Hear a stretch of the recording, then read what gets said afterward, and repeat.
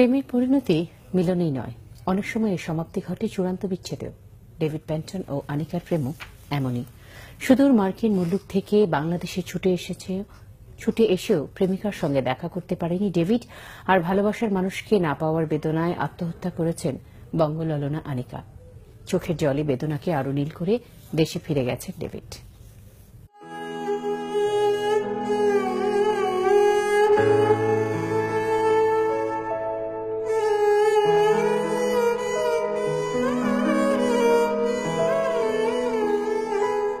ক্যালিফোর্নিয়ায় 2013 সালে পরিচয় ডেভিড প্যান্টন ও আনিকার।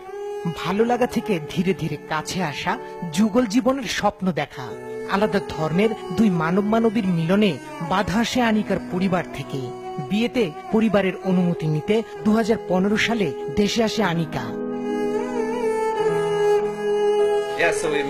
আনিকার অবসর থাকার উপর নির্ভর করে কমপক্ষে 10 মিনিট সময়ের জন্য হলেও প্রতি সপ্তাহে 2 থেকে 3 দিন তার সঙ্গে দেখা করতে যেতাম।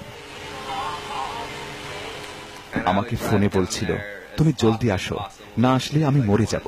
আমি অনেক আগেই আসতাম, কিন্তু তার অভিভাবকদের আনিকাকে দ্রুত আমেরিকায় ফেরত পাঠানোর আশ্বাসে দেরি হয়েছে।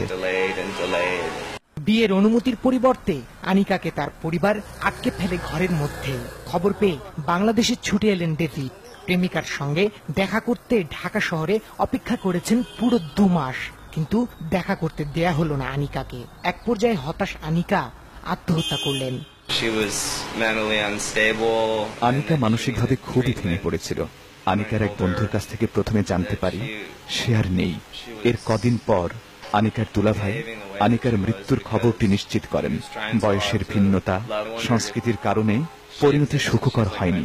যদি সে থাকতো হয়তোবা আমার দর্পণে পরিণত হতো। আমাদের মধ্যে থাকতো স্বচ্ছ কাঁচের দেয়াল।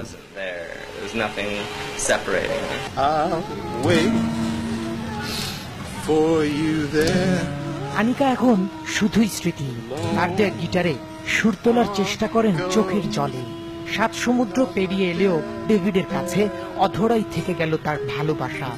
ভাঙা মন নিয়ে ফিরে গেছেন আমেরিকান প্রেমিক।